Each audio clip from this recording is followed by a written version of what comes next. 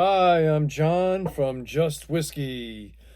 If you like today's show, please give it a thumbs up, like, and subscribe, and check out my other newer channel, Just Music, where we just learned tonight, of Ace Frehley from Kiss has passed away at the age of 74. And I did a video right before this, paying homage to Ace Frehley. So if you want to learn the details and the story about how and why it happened, check out the link in the description below. Yeah, sad news in the rock world today for sure. I'm a big Kiss fan. I've seen Ace Frehley many times solo, and he should have a new album coming out called Origins 3. I don't know what's going to happen with that, but our thoughts are with Ace's family and all the Kiss fans out there.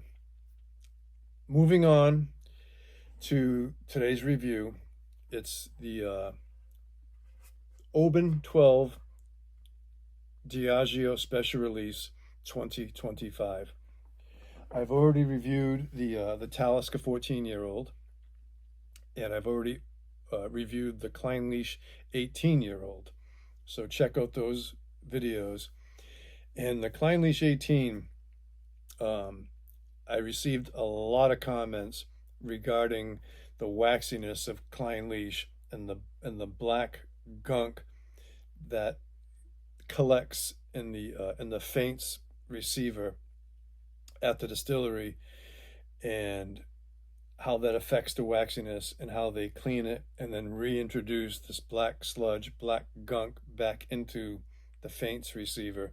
I put Single Cask Nation interviewed a distillery worker from Clynelish recently, and he talks all about the waxiness of Clynelish. The whole interview is all about Diageo and Clynelish. I put that video in the description of my Clynelish review, and I'm going to put that same link in the description of this, as well as my Just Music Ace Frehley. So if you're interested at all about Clynelish, the history of Clynelish, and the mysterious waxiness, check out the Single Cask Nation link that I will have below.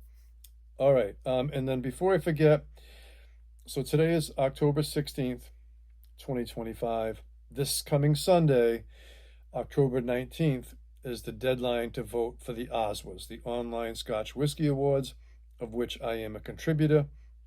You can go to the website oswa.co.uk to vote on things like your favorite distillery, your favorite single malt, your favorite budget value single malt. There's 9 categories altogether. So if you're inclined, go check out and vote on there. All right, let's get into this Oban 12 review called The Heart of the Harbor. And I really like the artwork on this because I live on a harbor in East Falmouth, Massachusetts, and I live on great harbors. So this is the heart of the harbor with a seagull. And this backdrop, although I'm sure it's in Scotland, could easily be a 5-minute walk from me, where I go canoeing quite often. So they call it the heart of the harbor. They say it's toffee and spice, warmly embraced notes of citrus and sea breeze. Comes in at 54.7% ABV. This happens to be a 700 milliliter bottle. And on the bottle, it does say natural cask strength. I'm assuming that they heavily barrier filtered this, maybe chill filtered it, but I believe all of Diageo special releases are natural color, even though they don't say it. So this is a 12-year-old, and it's quite light in color. there's no red, orange glow to this whatsoever. And same with the other ones. They all look like a natural presentation. Um, the tasting notes on this, I kind of agree with most of what they say, but they say they mention peaches, and I'm trying to get the peaches, but I'm not getting peaches. Um, so here's my review on it. So it's Oban 12, 2025, lightly peated, Upper Highland Coastal Distillery, Western Highlands. It retails anywhere from $125 to $150. So now in the nose too, there's a brightness to it, a little bit of perfume, a little bit of herbaceousness, but I'm getting a very buttery note now. Buttery, salted bubble gum, vanilla cream, and this is all ex-bourbon maturation. They don't say if it's first fill, a second fill, a refill, or third fill. We don't know. Probably a mixture of all that.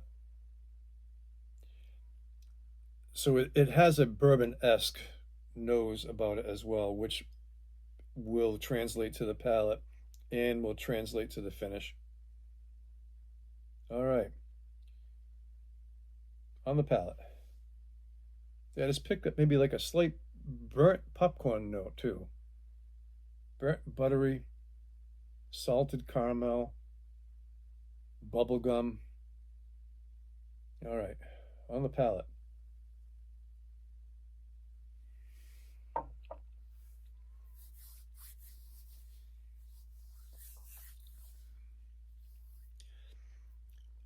It's got a sweetness to it. It definitely has a coastal maritime, I don't want to say Talisker-esque, but I just did. Um, Talisker's little baby brother. It has whispers of that. Um, Again, I'm getting kind of sweet bourbon forward, but also I'm getting uh, it's a molasses puff candy that is made in New England, and I'm sure it's available in other parts of the world, but um, it's it's kind of like a molasses puff candy, but it also has like a little bit of baking soda, salted note to it, maybe even a little bit of ginger. So I'm getting all of that on the palate here. Some honeycomb. So if you look at the molasses puff candy, it looks like honeycomb. Um, it's quite a treat. So honeycomb, sweet oak spice on the palate.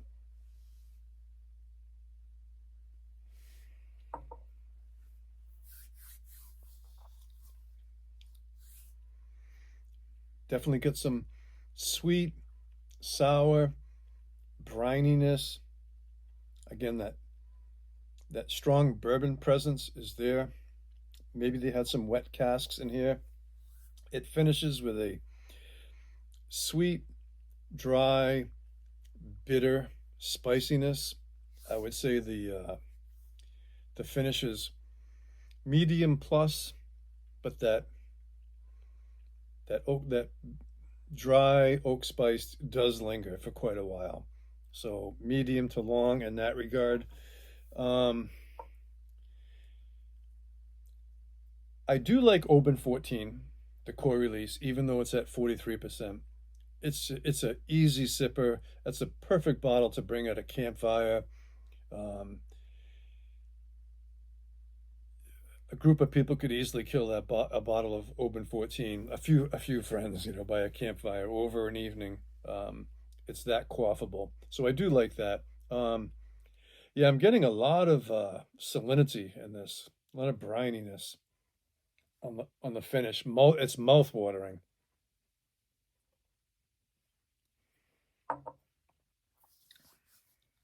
All right, so here's what I think of the three uh, Diageo that I had, the Talisker, the Clynelish. this would be my least favorite of those. Um, for me, it's not a must buy. It's nice. It's good, but it's not doing a hell of a lot for me. I mean, I everything I nosed and tasted um, was all my experience. Definitely no peaches in there. I don't know where the hell they get that from. Um, but score wise, it's good. It's a 6 out of 10.